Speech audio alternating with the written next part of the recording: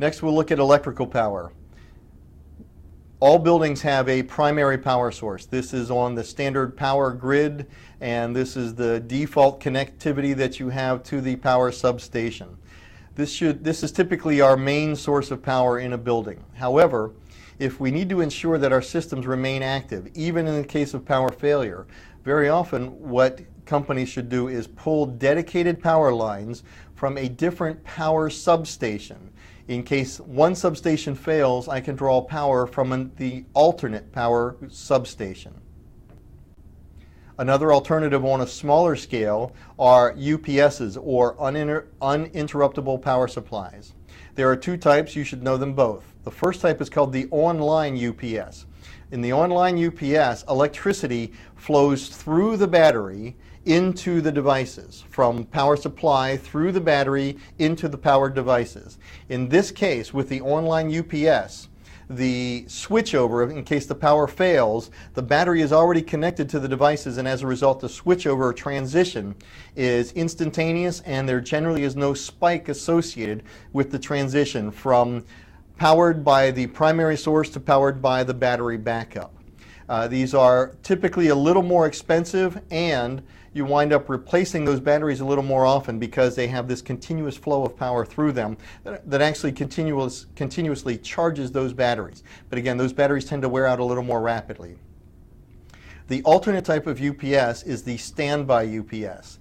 Now this is where the power supply, the main power supply from the AC power source to the device, is consistent and it's direct.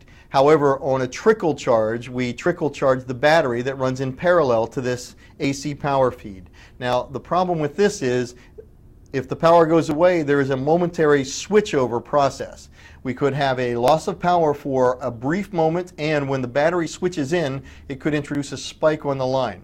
Sometimes the interruption and or the spike can cause your computers to fail or shut down. This can cause problems. The good news with the standby UPS is they're a little less expensive and they require a little less maintenance. In other words, the trickle charging of the battery doesn't destroy the battery as readily as the continuous power flow through the battery as with the online UPS.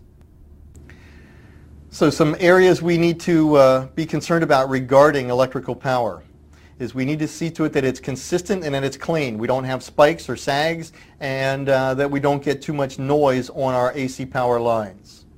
If we do get a lot of noise on the power lines, it can actually degrade or destroy our electronic components. We need to minimize the amount of radio frequency interference and electromagnetic interference that may be introduced into these power lines. If you are experiencing unusual or erratic power in your devices sometimes reboot by themselves, or devices fail for no explainable reason, you might want to install a power monitor, even if on a temporary basis, to monitor the AC power, identify how often you have power fluctuations, and this might indicate the need for a line conditioner. So here's some definitions you should know and understand. First is the definition of clean power. Power supply that has no interference or fluctuations. EMI, electromagnetic interference, is another term you'll need to know. EMI typically implies an inconsistent fluctuation in voltage or current. This is caused by lightning, by electrical motors, or other intermittent forms of electrostatic discharge. Another term is radio frequency interference, or RFI. Now, RFI is generally considered to be a persistent or consistent radio frequency signal that introduces noise into your electrical systems. Generally, these two, the difference between EMI and RFI is EMI is erratic, RFI is consistent. Transient noise is a form of electromagnetic interference. Again, it's a momentary interruption or spike of power. They come in many different forms. It can be induced from parallel lines. It can be a spike or surge due to lightning strikes. It can be noise from an electric motor of some sort. This is one form of protection for your devices against electromagnetic discharge. So we should know these terms and definitions as well. High power would be a spike. A spike is a momentary high voltage situation. A surge is a prolonged high voltage situation. The concept of inrush current has to do with, as we power on devices, for the first 1 to 2 seconds, that device is drawing much more current than as the device is maintained in a powered on state. So as I power on a device, the current draw is very high for 1 to 2 seconds. After that it stabilizes. That first 1 to 2 seconds of high amperage is called inrush current. Next we'll look at the lower power situations. We have the power fault. Now a power fault is generally where one of the 3 prongs of your AC system fails. So a power fault is where one of the 3 wires becomes disconnected. A blackout is where we have a complete power failure. This is no electricity whatsoever, no voltage whatsoever. Power degradation and power sag imply a low voltage situation for a brief period of time, and a brownout is a low voltage situation for an extended period of time. Some things we can do to help make our electrical power more stable and steady. First, don't just pull the plug on devices. Go through a clean and orderly shutdown of those devices. Always have the ground wire, the 3rd prong, properly grounded to earth ground. This can be tested and inspected by a qualified electrician. We need to keep our power lines away from high magnetic fields. These magnetic fields induce current flow into the power lines and can cause erratic power for our devices. This can cause failure. High voltage devices such as the ballast in fluorescent lighting can also induce this same type of electron flow through our electrical power lines, causing either high voltage or low voltage situations.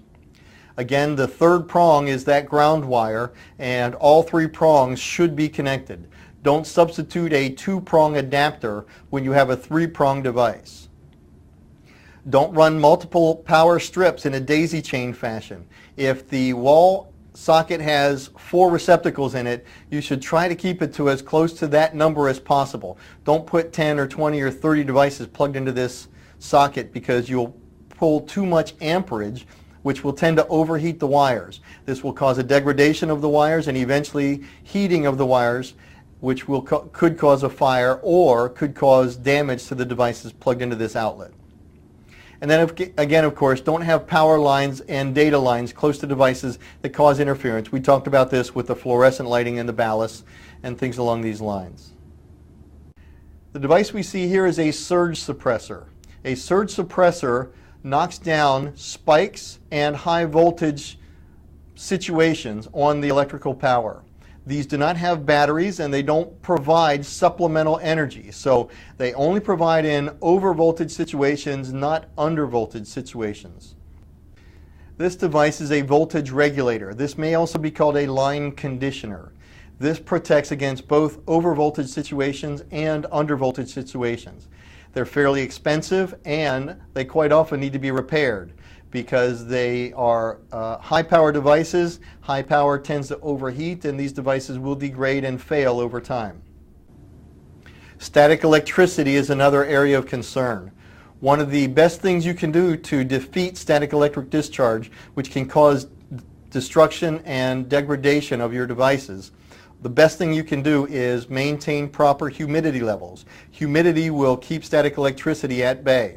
However, in the absence of these humidity controlling components, you can use anti-static sprays and flooring and ensure proper grounding of devices.